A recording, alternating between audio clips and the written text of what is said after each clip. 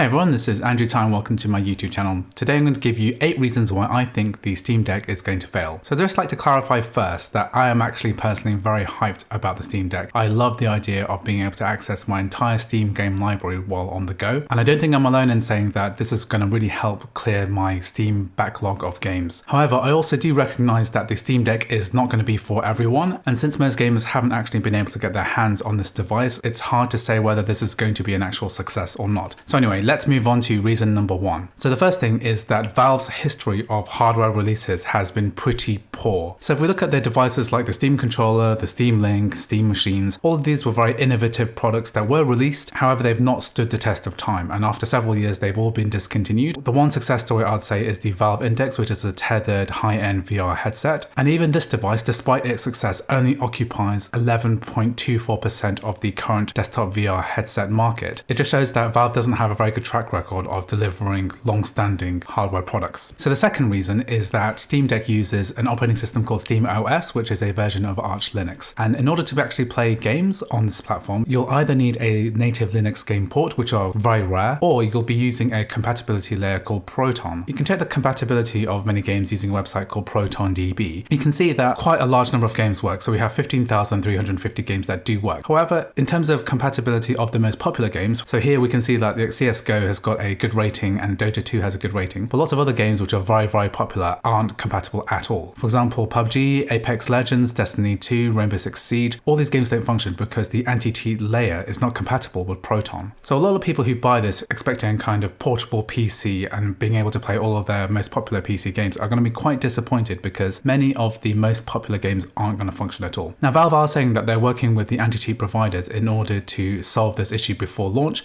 but personally I'm very skeptical because this has been a long-standing issue with the Linux gaming community for a very, very long time, and I don't think that Valve have the clout or the ability to convince these anti-cheat providers to do something in 6 months that hasn't been achieved for years. So the issue about the Steam Deck's game compatibility could easily be solved because the Steam Deck is an open platform. You can install any operating system you want onto it. So you could replace SteamOS with a copy of Windows 10 or Windows 11, and then you'll have access to all of the game compatibility and all of the anti-cheat compatibility that you'll need in order to play the most popular PC games. Of course, installing your own operating system is not necessarily going to be easy, and lots of users don't have the technical ability or the patience to actually install another operating system. So I think that the majority of Steam Deck users are going to be sticking with SteamOS and are going to remain disappointed with the lack of game compatibility. So the third reason is that the Steam Deck is going to have a staggered release. So if you were lucky enough to reserve your Steam Deck earlier, then you'll know that you'll pay a $5 reservation fee, and then when your time to ship comes, then you'll pay the rest of the balance. However, if you reserve your model right now, then you're going to be getting a shipment date of Q2 2022. I've seen lots of other people get an expected order delivery date of Q3 2022. Because we have a long staggered release time, then the ability to generate hype like a normal standard hardware release is going to be greatly diminished, as some people are going to receive their product in December 2021, and based on those reviews and the fact that the Steam Deck might become out of date by the time that people start actually getting them shipped in mid 2022, then people will probably start cancelling their pre-orders, start thinking about whether they should be spending money elsewhere. For example, you'll see lots of videos when the product first releases in December 2021, people who are lucky enough to get a reservation, but you won't be able to go out and buy one. You have to be waiting 6-9 months to get yours. So I think that that's definitely going to hurt the Steam Deck sales. So reason number 4 is about upgradability. There's been a lot of confusion about whether the Steam Deck's solid state drive internally can actually be upgraded, and if you watch a previous video, which I'll leave a link to in the description, I talk about the revelation that there's actually an M2 slot within every Steam Deck model, and that this will be user replaceable at your own risk. So the lowest tier price is for the $349 model, which is very close to like a Switch OLED price. If Valve did advertise the fact that this is actually upgradable or showed off how easy or hard it would be to actually perform this upgrade yourself, then I think that they would actually sell more models overall. I think that the lack of clarity about upgradability is harming its sales potential. Of course, it's also going to be possible to upgrade your storage using the micro SD card slot, but I think most gamers will actually prefer to have their main internal solid state drive, which is going to be the faster type of storage, to be as large as possible. So the next issue is all about the Steam Deck's weight. So we have a whopping 669 grams of weight. So as a point of comparison, the Switch with Joy-Cons is 398 grams. So we are talking about a 271 gram difference between the Switch and the Steam Deck. So as a point of comparison, you could hold the Switch with Joy-Cons plus a 3DS and you'll still be under the weight of a Steam Deck. And I think that this is quite an issue because if you've ever used a Switch for a long period of time, you'll know it kind of feels heavy. After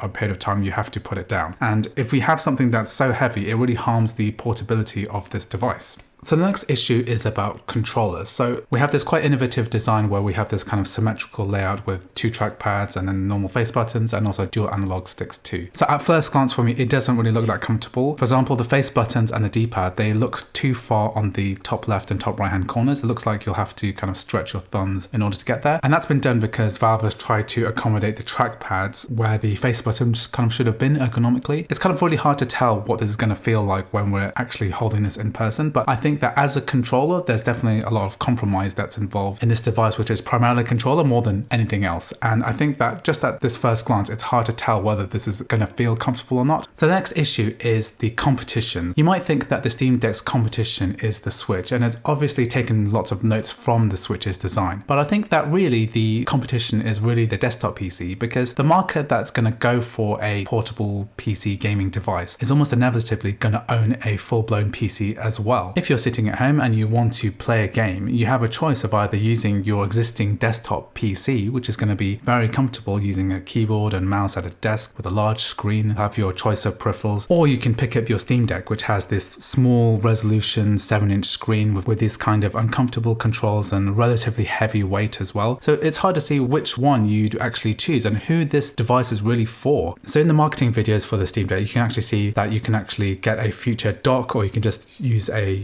USB-C to HDMI cable, and you can just dock a monitor, keyboard and mouse and use it as a regular computer. But who would actually choose to use this over their own desktop PC or even a laptop, which will be much more comfortable in terms of gaming? So it's hard to see exactly who this is for. And this brings me up to my last point why I think that the Steam Deck will fail. So it's hard to see exactly what Valve's measure of success will be. So the first point is that it's obviously going to sell out. This is going to be a product that everyone wants for at least the next year or so. They're going to be selling out as soon as they become available. If that satisfies Valve, and if they can sell out for the next year, if they sell a few 100,000 units, then that will probably satisfy Valve. However, is that really a success? Is it okay to remain relatively niche? Are they going to continue to sell only through Steam? Is the Steam Deck ever going to reach a retail presence? Are you ever going to walk into Walmart and then on the Nintendo aisle with the Switches, you'll see a Steam Deck there as well? I have a feeling because of all the complications, the weight, the operating system, the games, I feel like the Steam Deck is going to be relegated to a niche product for its entire lifespan. And it's hard to say whether there's going to be a future iterations of the Steam Deck or whether it's just going to remain a niche product. For example, in Christmas 2022, are kids going to ask for a Steam Deck rather than a Switch? Will parents be able to go into a regular retail store and then ask for a Steam Deck? Are they going to have that kind of retail presence in the future? And I'm not really sure whether this is going to be Valve's goal. Do they just want to cater to this niche market, or are they going for a mainstream market too? I find it really hard to see whether they're going to ever appeal to this kind of mainstream success. I'm not really sure that's Valve's goal. It's hard to say what they are trying to achieve with this console release, but I do think that this is going to remain a niche product and it's not going to enter the mainstream market because of all these kind of misgivings. Anyway, I hope you found this video useful. If you agree or disagree with any of my points, please leave a comment. If you like this video, please